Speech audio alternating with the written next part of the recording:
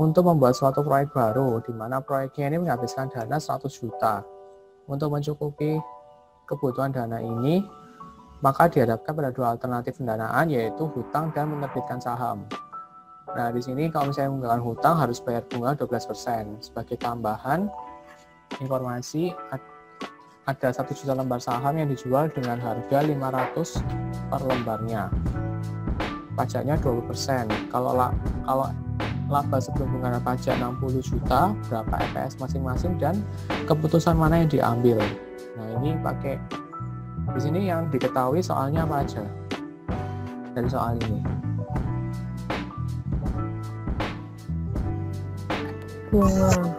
Kebutuhan dananya 100. Kebutuhan dananya berapa? 100.000. 100 juta. 100 juta. 100.000 apa 100 juta? 100 juta. 100 juta ya.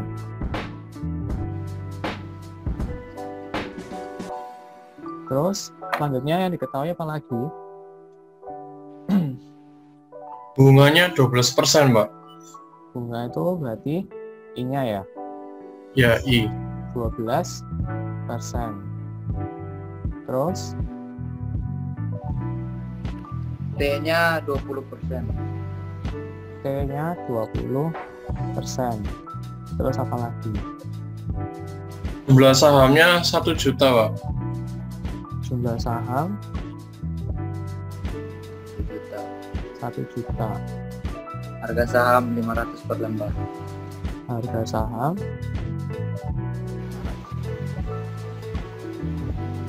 500 per lembar. Terus selanjutnya apa lagi yang diketahui? Masih ada lagi yang belum dimasukkan. EBIT-nya EBIT berapa? Ini 60 juta.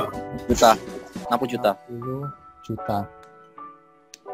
Ini EBIT nama lainnya ini ya, laba sebelum bunga dan Iya. pajak. Ini tuh EBIT. Atau kalau misalnya nama lainnya mungkin ada laba operasional juga bisa. Jadi bisa antara laba sebelum bunga dan pajak atau laba operasional. Itu nama lainnya EBIT.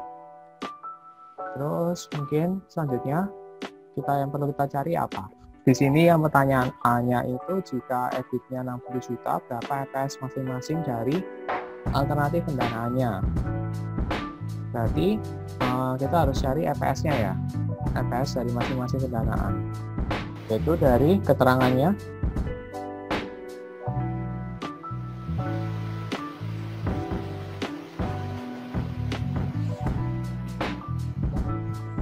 Alternatif pertama itu apa? Saham atau hutang ini? Hutang.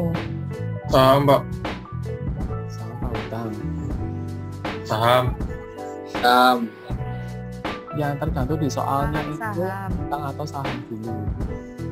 Yang kebaca ini saham lah ya. Terus yang ini hutang. Berarti kalau misalnya dari awal alternatif satunya itu adalah saham, berarti sampai nanti untuk pengerjaan selanjutnya itu juga saham terus ya, jadi jangan diubah-ubah.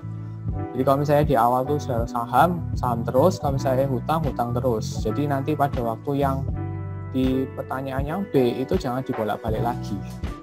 Oke, di sini apa yang perlu dituliskan dulu? EBIT. EBIT-nya untuk saham berapa? 60 juta. 60 juta. Hutangnya sama ya, 60 juta. Terus selanjutnya dikurangi apa? Ini di laporan laba rugi ya. Jadi setelah EBIT maka apa? Bunga. I-nya berapa? Ini ya. 12%. 12%. Maka di sini kalau saham berarti perlu membayar bunga atau enggak? Sahamnya tidak, Pak. Enggak perlu bayar bunga ya. Di sini kalau yang hutang berarti perlu bayar bunga. Yaitu 12% kali 100 juta. Ini bukan dikalikan EBIT-nya ya, tapi dikalikan dengan kebutuhan dananya, yaitu 100 juta. Maka hasilnya ada berapa? 12% kali 100 juta berarti 12 juta. 12 juta. Maka untuk ini dikurangi ya. Berarti di sini setelah EBIT dikurangi bunga maka menjadi EBT. EBT. Nah, EBT-nya untuk saham 60 dikurangi 0 maka hasilnya adalah 60 juta. Terus kalau hutangnya 60 kurangi berapa ini? 12, maka hasilnya 48 juta. Terus selanjutnya untuk menjadi Pajak. laba bersih dikurangi dengan pajaknya. Pajaknya berapa? Nih ya, 20%. 20%. Berarti di sini untuk yang saham berapa ini hasilnya? Kan 20% kali 60 juta. Maka hasilnya adalah berapa persen? Berapa ini? 20% dari 12 juta. 12 juta. 12 juta. Kalau yang hutang 20% kali 48 juta, maka hasilnya 9.600.000. 9.600.000. Terus berarti di sini untuk maka selanjutnya EBT kurangi pajak maka hasilnya ada jadi EB. Hah? EB. EB EAT. EAT. EAT. Oh ya, T. Apa itu EB? Iya, iya emang nggak ada T-nya sih jadinya. Earning after tax. Jadi 60 juta dikurangin dengan 12 juta hasilnya jadi 48, Pak. 48 juta. Kalau yang hutang berarti 48 juta kurangi 9.600.000 hasilnya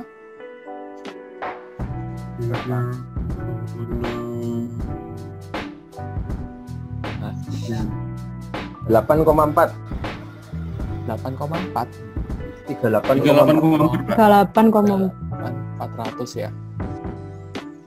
Nah, di sini kalau misalnya kita lihat dari alternatif saham sama hutang, ya kembali lagi yang teori sebelumnya ya, yang mau dipelajari Miller, kalau misalnya dengan menggunakan hutang, maka di sini hasilnya untuk pengurangan pajaknya dia itu lebih kecil dibandingkan dengan tanpa menggunakan hutang.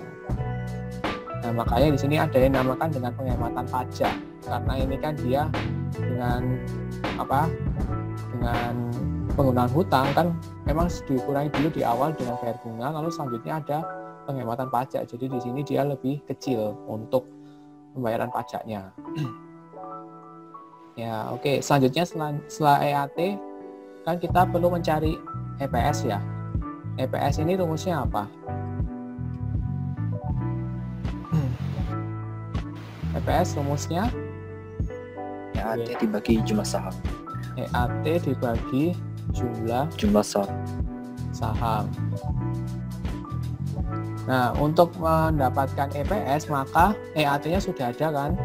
Terus jumlah sahamnya berarti tinggal dibagi dengan jumlah sahamnya. Nah, untuk yang alternatif pertama sahamnya kan di sini kalau misalnya perusahaan menerbitkan saham baru dengan alternatif pertama ya. Nah, itu kan berarti otomatis dia harus menambah jumlah saham yang beredar. Maka dari itu di sini kita harus mencari jumlah saham baru setelah perusahaan ini menerbitkan saham kembali. Jadi di sini kita perlu cari apa?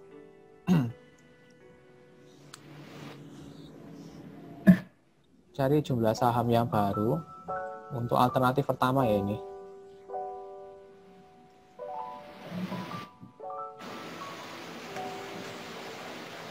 Maka caranya yaitu dengan Dana yang dibutuhkan dibagi harga saham per lembar.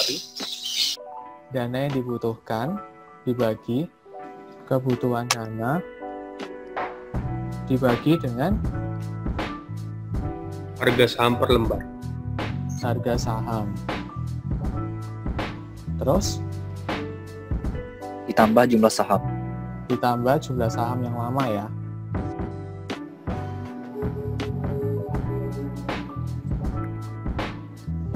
Berarti di sini kebutuhan dananya berapa? Yang diketahui di sini adalah kebutuhan dananya 100 juta. 100 juta dibagi harga sahamnya. Berapa harga sahamnya?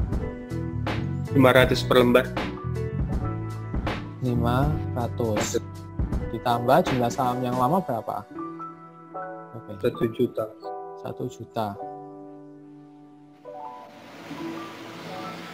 Maka hasilnya di sini berapa? 100 juta bagi 500, hasilnya berapa? 200.000. 200.000 ditambah dengan 100.000, maka hasilnya 1 1 juta. Pak. 1 juta, Pak. Jadi 1,2. 1 juta ini. Jadinya 1,2 ya. Iya.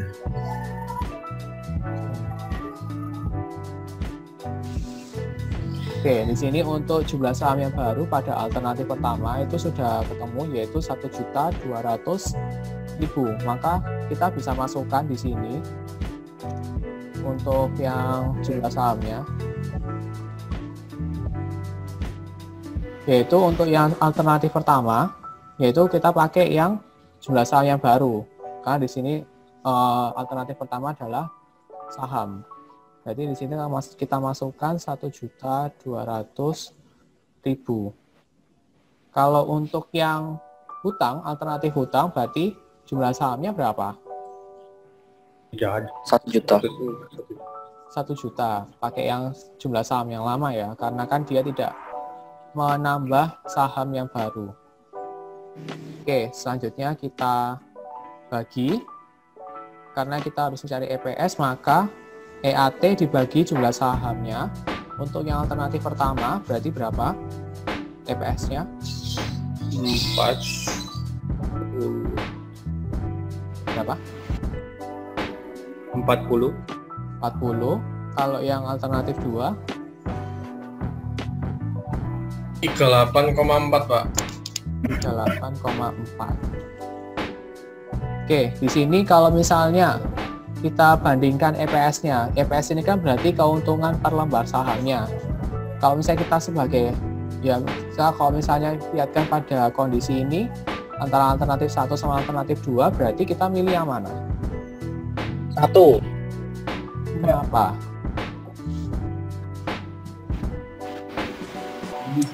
Karena lebih besar Apanya yang lebih besar?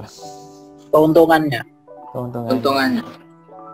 Berarti kita pilih yang alternatif pertama ya, karena di sini menghasilkan EPS-nya lebih besar. Oke, sampai di sini dulu. Ada yang mau ditanyakan?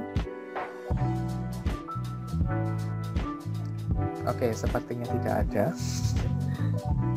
Oke, selanjutnya kita lanjut ke yang B, yaitu di sini kita pakai menggunakan indifference point. Indifference point rumusnya apa ya?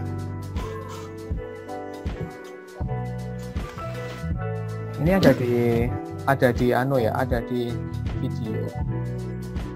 Jadi ini kalau misalnya alternatif 1 ya, alternatif satunya. Kalau ini alternatif 2. Karena di sini berarti alternatif satunya kan pakai saham, berarti ini saham. Terus alternatif 2-nya pakai hutang. Oke, rumusnya untuk indifference point gimana rumusnya? Untuk EBIT. yang EBIT apa ini? Tanda apa tuh? Tanda apa? Debit bintang. Ya, EBIT bintang. Ya, ini kalau misalnya EBIT bintang ini EBIT sliding difference point ya. Itu saat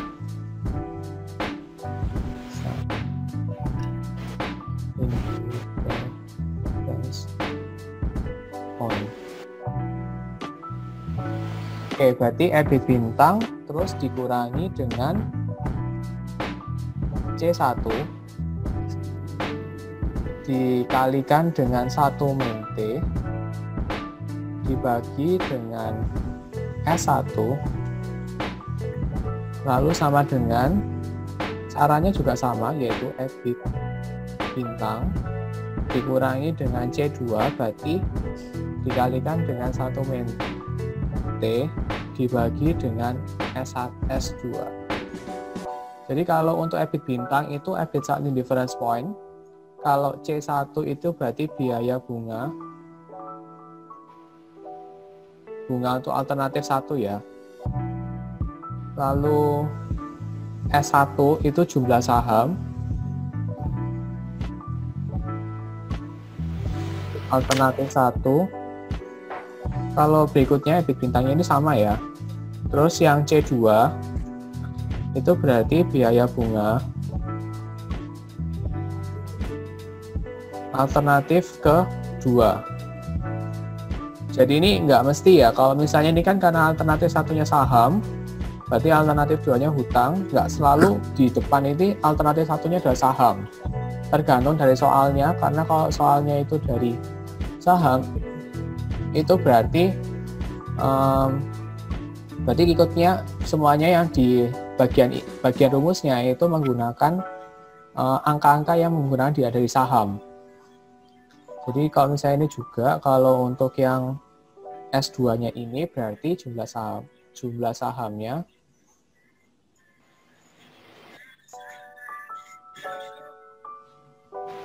alternatif kedua. Oke, jadi di sini kita sudah tulis rumusnya. Maka di sini untuk saham berarti EBIT bintangnya ini yang kita cari dikurangi dengan C1 biaya bunga pada alternatif pertama berapa? Nggak ada. Nggak ada.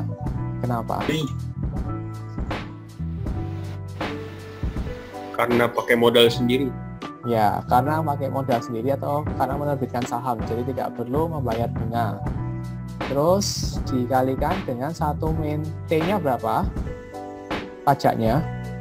12 juta. Nah, ini dalam 20. ya? 20%. Oh ya, itu 0,2 ya. Dibagi dengan S1-nya jumlah saham pada alternatif pertama. Ini ya. 1,2. 1.200.000 dibagi sama dengan EBIT bintangnya dikurangi dengan C2. C2-nya biaya bunga pada alternatif 2. Berarti berapa? Untuk biaya bunga alternatif keduanya pakai yang di sini ya. Jadi berapa ini? 12 juta ya. Ini 12 juta.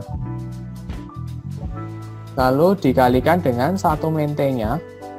1 dikurangi pajaknya sama ya di sini berarti 0,2 dibagi dengan jumlah saham berapa?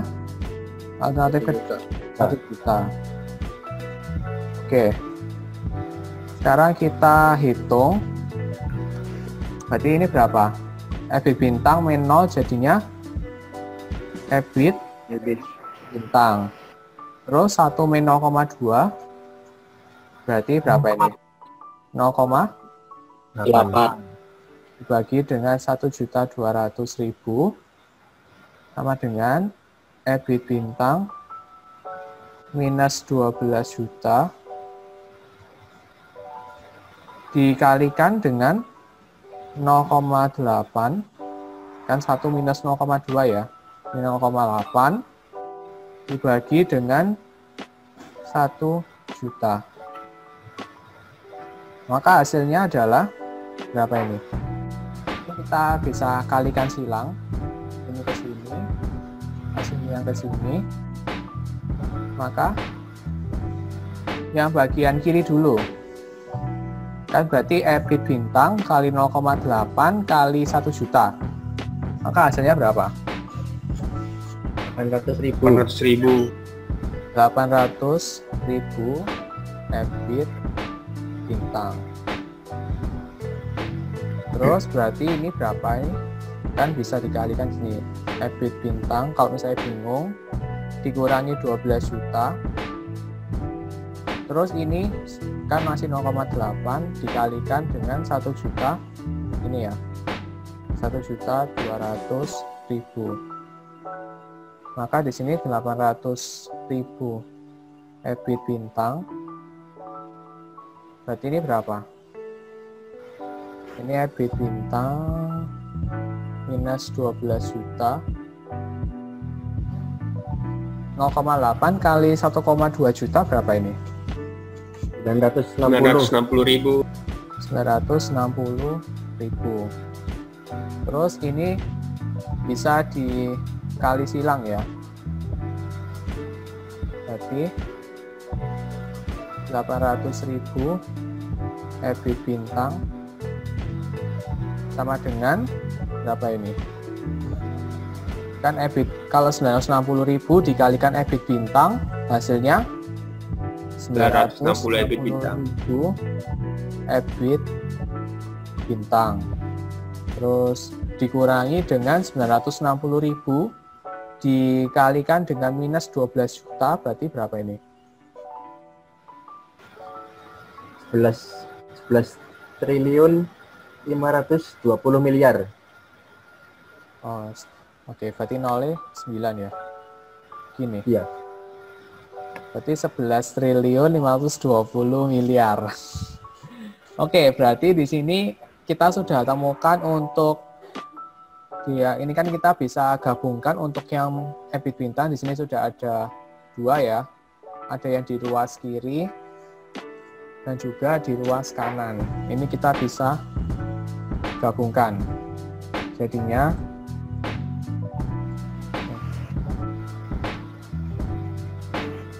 berarti 800.000 EBIT bintang minus kan pindah ruas ya. Pindah ruas ke sini berarti jadinya ini kan plus. Pindah ruas jadinya minus 960.000 EBIT bintang sama dengan minus 11.520 miliar. Maka sini berapa? 800 dikurangi 960 hasilnya yaitu 40.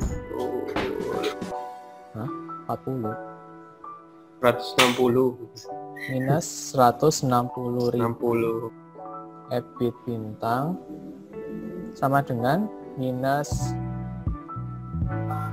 11.520 miliar. Maka hasilnya berapa ini EBIT bintangnya? 11.520 miliar dibagi dengan 160.000. Hasilnya berapa ini? 72 juta. 72 juta. Oke, di sini sudah ketemu untuk EBIT bintangnya yaitu 72 juta. Ini agak kurang ya. Jadi di sini kalau misalnya kita bandingkan dengan EBIT yang sebelumnya, maka EBIT sebelumnya berapa? EBIT sama EBIT bintangnya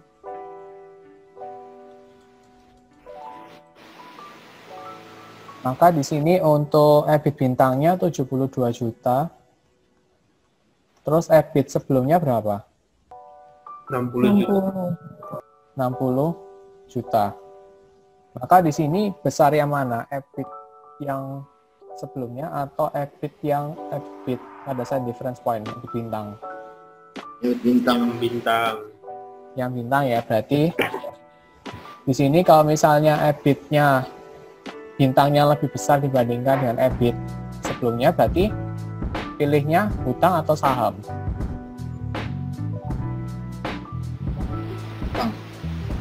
Hutang.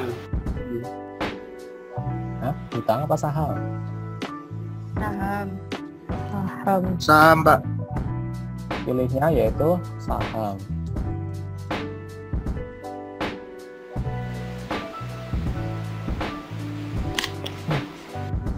Ya, jadi ini sudah kita temukan ya, kalau misalnya sebenarnya untuk yang jawaban yang A dan B itu sebenarnya pasti sama. Jadi kalau misalnya di sini kan kita pilihnya yang alternatif pertama yaitu menggunakan saham. Di yang B itu juga yaitu dengan menggunakan saham juga. Jadi pasti sama untuk hasil akhirnya. Baik yang dengan pengerjaan yang A maupun pengerjaan yang B. Oke, ada yang mau ditanyakan sampai sini?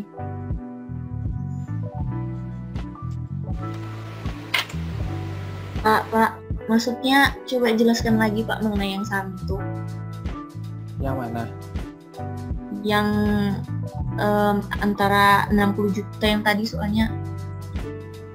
Oh, Yang di situ ya. jadi kalau misalnya gini, kalau ini kan kita temukan untuk yang EBIT sebelumnya yang diketahui di soal, itu kan sebelumnya kan 60 juta.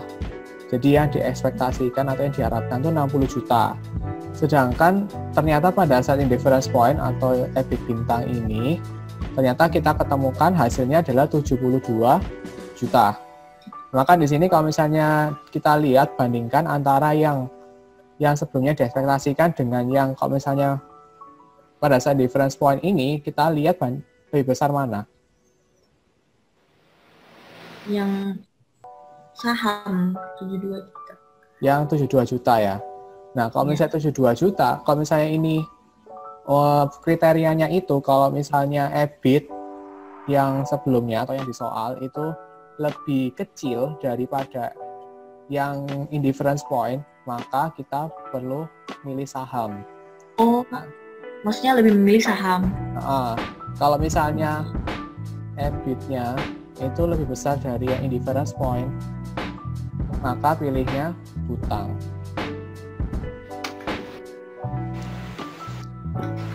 Jadi kriteria untuk menentukan itu seperti ini. Karena itu sebenarnya nyambung sama yang oke. Jadi di sini kalau misalnya ini kan kalau ini kan EBIT pada saat difference point ya di sini. Nah, ini kan titiknya. EBIT difference point itu di sini.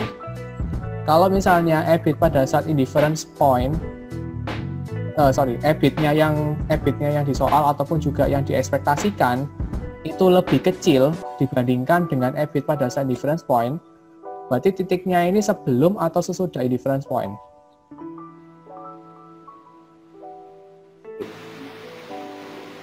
Kalau EBIT-nya lebih kecil dari EBIT-nya indifference point.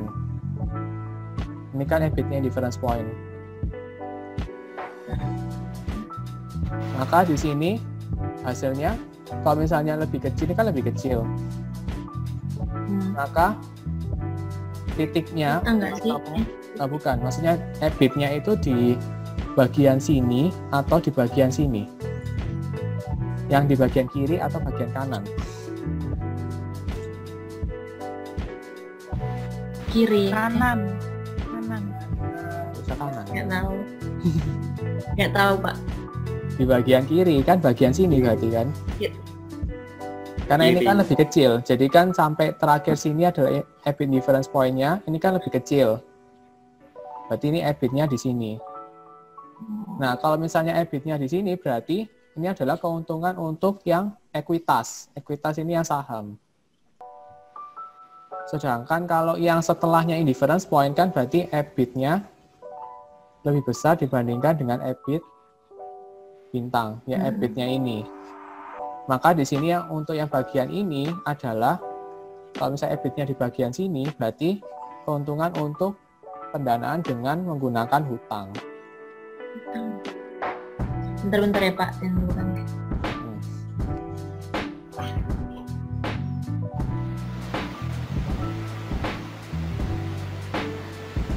Sampai sini mungkin ada yang masih bingung.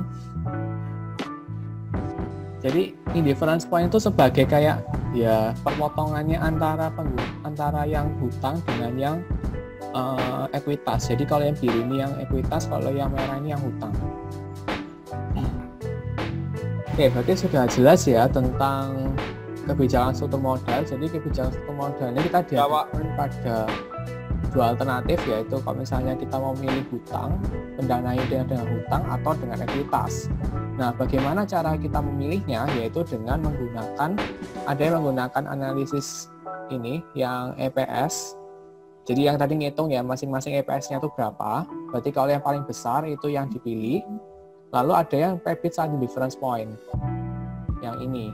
Nah, kalau EBIT sign difference point itu yang tadi ini yang ini itu kan kita ngitungnya pakai indifference point. Nah, jadi kalau misalnya kriterianya, kalau misalnya EBIT-nya itu lebih kecil dibandingkan yang saat indifference point, maka pilihnya saham.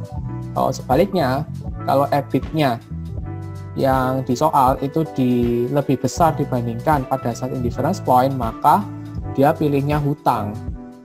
Karena di sini kalau misalnya lebih kecil kan berarti dia ke kiri, berarti dia lebih ini adalah keuntungan dari penggunaan saham atau ekuitas. Kalau yang di bagian setelah indifference point berarti yang di kanan berarti adalah keuntungan pada saat menggunakan hutang.